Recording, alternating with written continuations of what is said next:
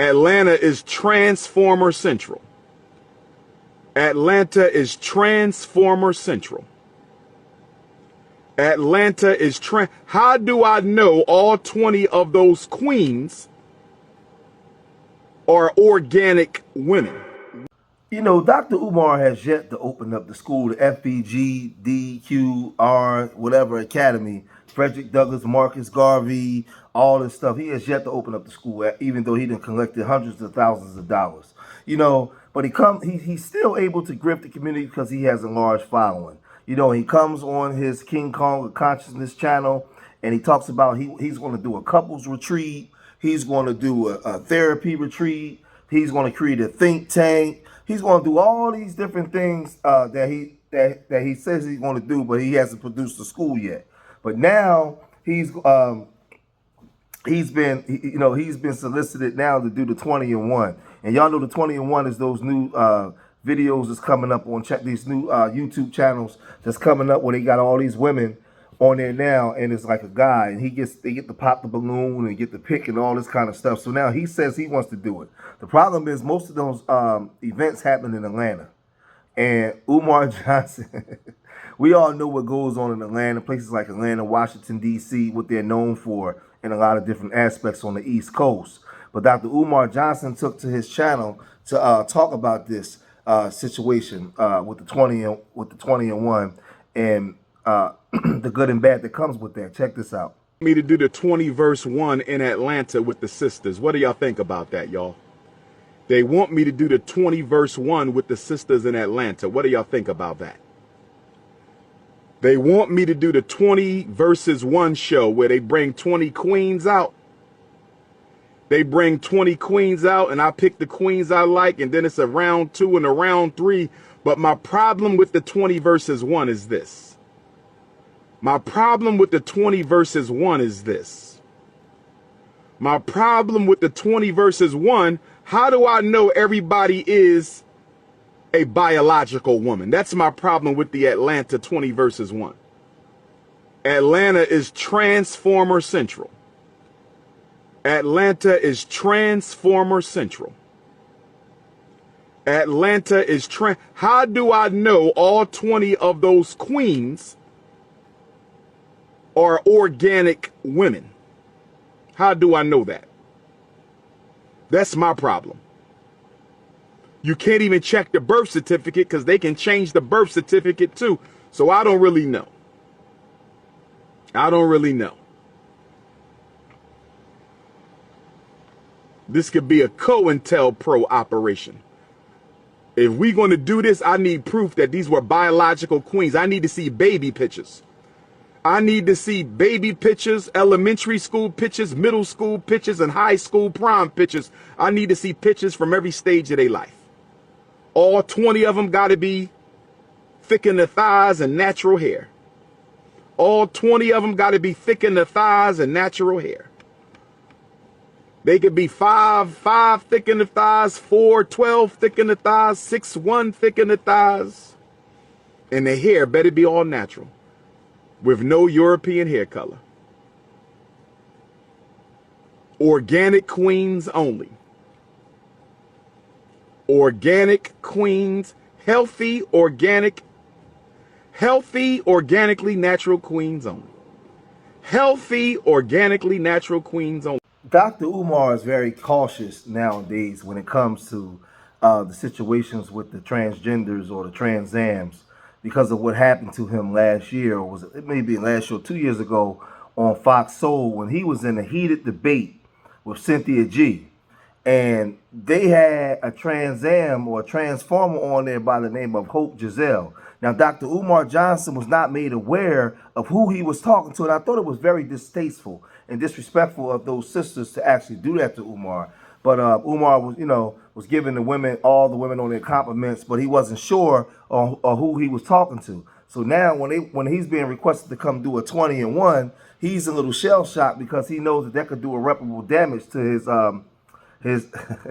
well, he should already have irreparable damage actually to himself because he ain't opened up the school yet. But this is he was having a conversation with this person here, and didn't know that it was an actual biological man. Check this out. I think that what we're failing to realize is that when we have this conversation about what Black men have done, the consequences are usually because of white supremacy and the gaze of white folks on us are that the Black men are then taken away and the Black women have to then sustain those things.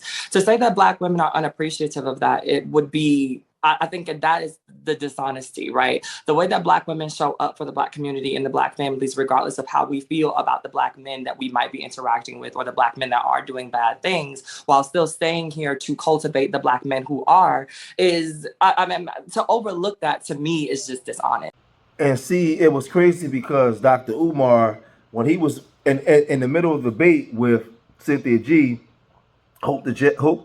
Giselle, whatever his name is, started to speak out, and Umar went to say something to him, and they never made him aware. And he was calling them queens, and just picking them up and giving them all kinds of stuff, and he was never aware. I mean, it was crazy.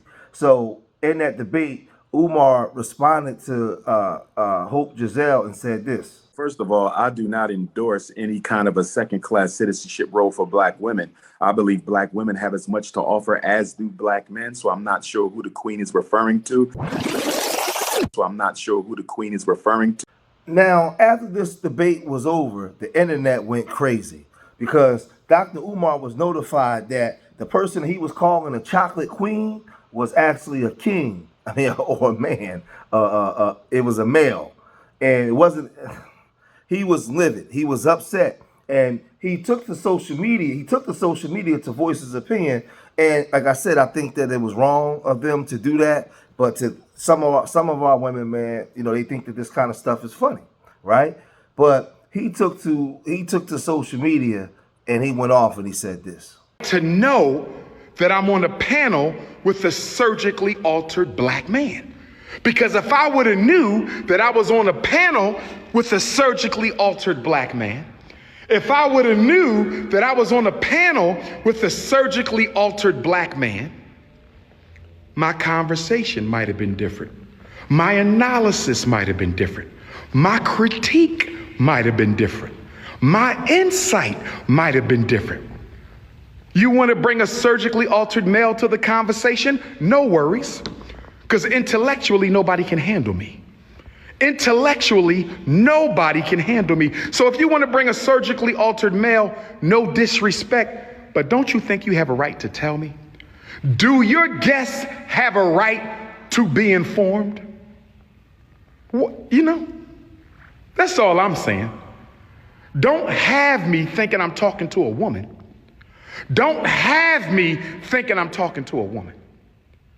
Don't have me think I'm talking to a woman and I'm having a conversation with a surgically altered male. That's all. No disrespect. Just let me know. Hope Gazelle, I ain't got nothing against you, bruh. Hope Gazelle, I ain't got nothing against you, bruh.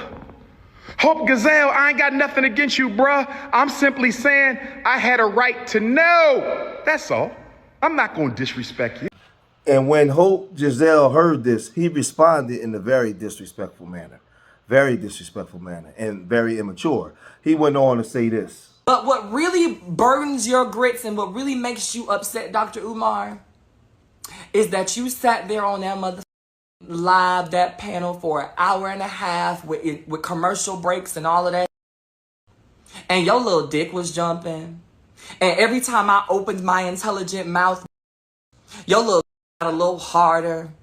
And you were just so enthralled with this Black queen that was spitting this knowledge. And even if you didn't agree with everything that I was saying, you was down for it. Because when it comes down to the women that you claim that you like on that panel, I was her.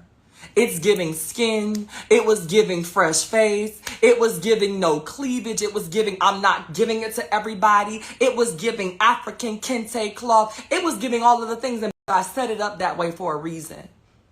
I didn't go in and put on lashes or overdo my makeup. I barely brushed my hair because I didn't want people to turn around and say, you can only fool us if you have all of that going on. You can only trick us if you have all of that going on. You can only be a woman if you have all of that going on and it wasn't giving any of that, and you still sat there on the other end of that mother screen enthralled with my black, beautiful queen. And you did so on a public platform in front of everybody, and it's going to live forever, and you can never take it back, because a whole bunch of other people have seen you call my trans ass a beautiful black queen on several occasions. And that's what you're really upset about. You could give less than a about the fact that you were on a panel that you didn't know or that you didn't know. The only thing that you're pressed about is the fact that you couldn't censor yourself not to say how you truly felt about what you were sitting in front of. First of all, the comments is very disrespectful, very immature, and you actually put different groups, straight men and trans men, in danger, because the thing is, he was attracted to something through deception. He was being led to, you knew that this was a straight man, and he was being led to believe that he was actually engaging with a woman. You didn't come in truth, right? And my understanding, I'm inquiring, I'm reaching out to find out in certain states if they actually went and did something together, and he found out that this person wasn't who they said they were. Could that be a form of rape, right? Because this is the thing, you're not leading with the truth. It's not like you're in the LGBT community's bar or maybe a club where where everybody's in there like that. Oh no, you know that you're engaging in a known straight man, and you're coming on as this. So then when he find out and he voiced his opinion about it, you start talking about his penis. You start talking about all like his appendages and all kinds of stuff, like weirdo stuff. Like if that's who you are, you can't be professional. You can't speak like you got some sense. Like you went straight Pornhub. Like straight Pornhub. Out of nowhere. And as a representative of that community, you know, with your behavior, your type of behavior is what creates issues when people get hurt. The straight men and the trans people. Like they get hurt because you're living in deception. You have so many trans people that go get with men under the guise that these men are with women, and they find out that you deceived them, and psychologically it does irreparable damages, and now something bad happens. You're a full representation of that. So you're actually doing the trans community a disservice, behaving like that. If that's what you want to be, fine, but you should lead in the truth and allow people to make that the actual decision, because bad things happen, and it's deception. But I guess, you know, we're in a time now where people are just okay with that. They're just okay with that, you know. But I don't know. I'm going to cut this video short here, man. Leave your comments in the comment section. Let me know what you guys think, man. Hit that like button, subscribe to Street Media TV. And remember, I love y'all. Till the next time, peace.